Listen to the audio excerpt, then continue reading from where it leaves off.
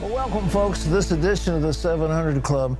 You know, the Democrats wanted so badly for Hillary Clinton to win the election. They hated when Donald Trump won, and they've done everything they can to destroy him.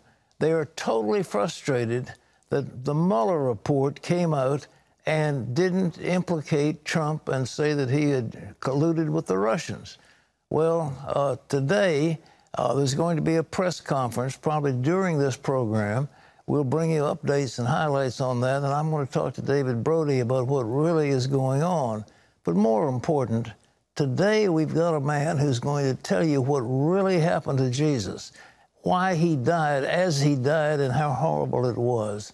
And as part of our Holy Week tradition, we're going to let you join with us in taking communion. So if we ask you to get the elements of communion, either wine or grape juice and some bread, and Terry and I will be sharing that with our studio audience and with you. So just keep that in mind.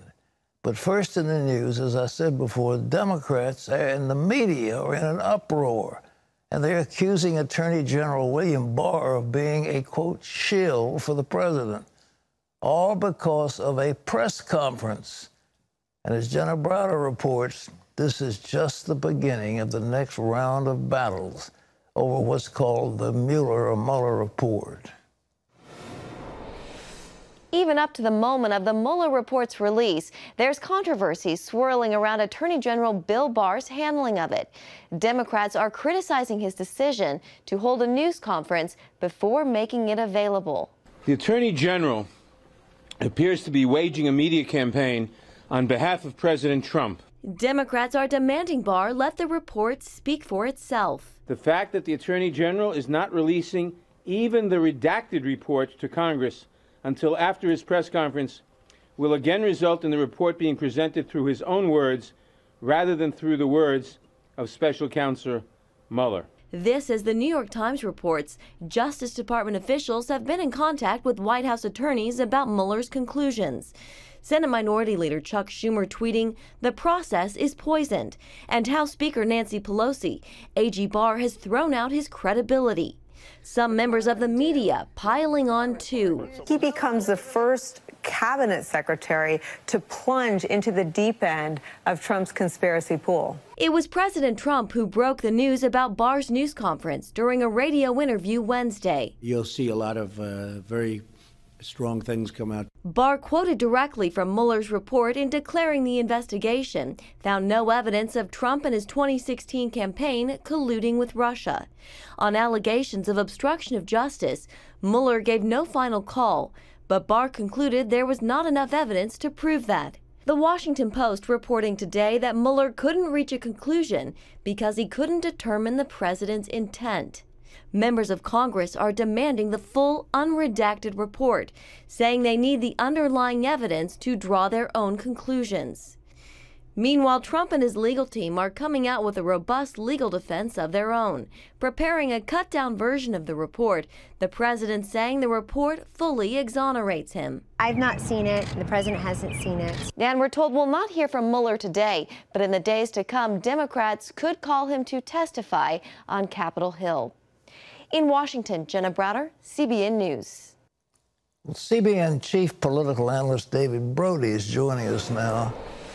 David, Congressman Nadler is screaming. You know, when he was on the other side, he was saying, well, you shouldn't bring this kind of stuff out. It has rumors and it has grand jury testimony and shouldn't be open.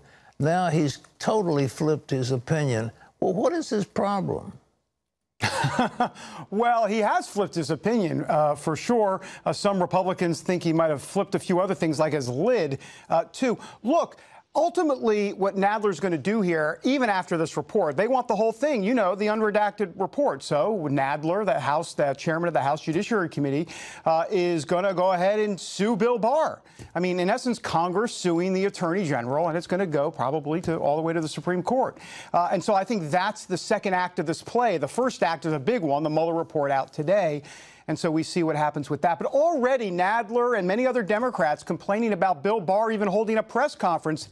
And excuse me, it's not just Democrats, it's the media is up in arms about Bill Barr holding a press conference, which was really interesting to kind of decipher here. So let me get this straight. The media, who wants transparency, is against a press conference from the Attorney General of the United States. Look, I don't think Bill Barr in this press conference is going to talk much about the report necessarily. I think he's going to talk about how the process went and a lot of the color coding that we're going to see today with some of those redactions. Well, why would the press object, as you say? Why would they object to somebody laying before them the opportunity to question? Because they think that Barr is very cozy with Trump, and they think, they already presuppose, that Barr is going to come out and, in essence, have a spin, even a rebuttal to the Mueller report before the Mueller report's even released. I don't think that's going to happen at all. I mean, that wouldn't be too smart of Bill Barr to do. I think that's part of it, Pat. Well, how are the president and his team responding? So here's what's going to go on today. There's roughly about 60 to 80 pages or so, give or take a few, that the White House has prepared to rebut this Mueller report. They don't necessarily, at least sources telling me, Pat, you might not see all 80 pages. They will do this a la carte, depending on what the Mueller report says. So here's what's going to happen. The Mueller report will come out. The White House will release an actual statement reacting to the report. And then at that point, we will find out whether or not that legal team at the or I shouldn't say at the White House, but Trump's legal team will release 8 pages, 10 pages, 12 pages, depends, maybe all 80 pages, depending on what the report says. That's how they're going to do it.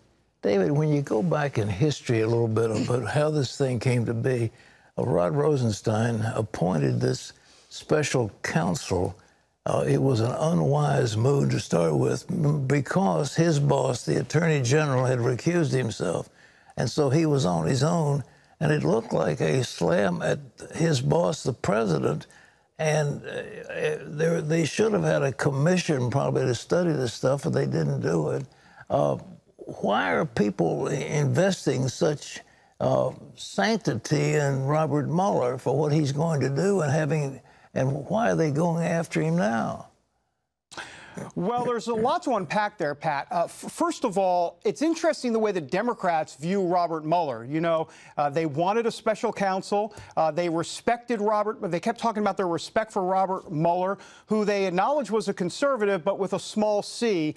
And then all of a sudden, the Mueller report, or at least the Barr letter with some of what the Mueller report contained, came out, clearing the president of no collusion and not being able to bring charges of obstruction of justice. And all of a sudden, Robert Mueller is the worst guy in the world, according to the Democrats. So he went from respected to, hey, wait a minute. So I think what we're going to see today, actually, as it relates to Robert Mueller, is a bunch of little Robert Muellers running around today. The Democrats, every single one of those Democrats will be a Robert Mueller today. They'll be their own special counsel, coming to their own conclusions. In essence, it kind of reminds me of that movie Despicable Me with all those little yellow minions. That's what we're going to see today. A bunch of Democrats as minions running around trying to be a special counsel. And, you know, I got to tell you, Pat, it's interesting to watch all of this unfold because the politics just never ends.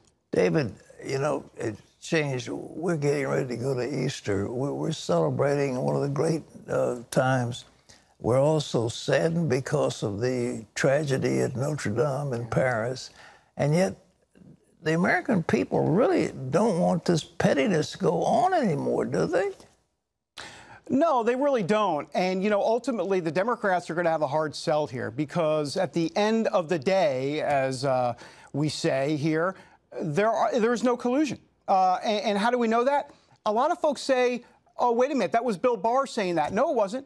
It was the Bill Barr letter, but inside the Bill Barr letter, he's quoting Robert Mueller saying that. So there is the ultimate trump card for President Trump. And so that's how all of this is going to play out. And I think it's interesting, Pat, that this is all coming on Passover week because there's going to be so many redactions that, in essence, there's going to be a lot of passing over of national security material. So there you go. It's appropriate it comes in Passover week. Okay. Thanks, David. We look forward to your insights in the future. Appreciate it, brother. Well, CBNnews.com has coverage of the story throughout today, and you can watch a complete wrap-up on Faith Nation on CBN News Channel tonight at 6 p.m. Well, in other news, just days after Notre Dame Cathedral went up in flames, Police in New York detained a suspicious man at St. Patrick's Cathedral in Manhattan. Efrem Graham has more on this. Pat, a 37-year-old New Jersey man is in custody after entering New York St. Patrick's Cathedral with 2 cans of gasoline. A security guard stopped the man just inside the historic church at about 8 o'clock Wednesday evening. He claimed his car ran out of gas and he was taking a shortcut. Police checked the car and found his story was not true, so officers arrested him. He was carrying 4 gallons of gas, 2 bottles of lighter fluid, and 2 lighters. The incident comes just 3 days after a fire devastated the historic Notre Dame Cathedral in Paris. North Korea is rejecting Secretary of State Mike Pompeo, saying if the U.S. wants to continue negotiations, it should put someone, quote, more mature in charge. The statement comes hours after the rogue nation claims it tested a new tactical weapon, and just a week before a summit between North Korean dictator Kim Jong-un and Russian President Vladimir Putin. North Korea says it's taking a stand against Pompeo for, quote, reckless remarks against the regime. Pompeo is the point man on President Donald Trump's policy to pressure North Korea into giving up its nuclear weapons. Pat? Isn't that incredible? Those people are awful. The dictatorship is beyond measure. And you go back into the history of that thing again. A lieutenant colonel was appointed by the Russians to head up North Korea, and he's the grandfather of this man that's in there now. And they have deified this fellow. I mean, absolutely deified him, have a shrine in his honor, and they have subjugated their people in one of the most horrible gulags. I read a book that I commend to you if it's still available called the Aquariums of Pyongyang, and it details the horrible torment of people who were put in one of those what do they call them, re-education camps. It's just awful.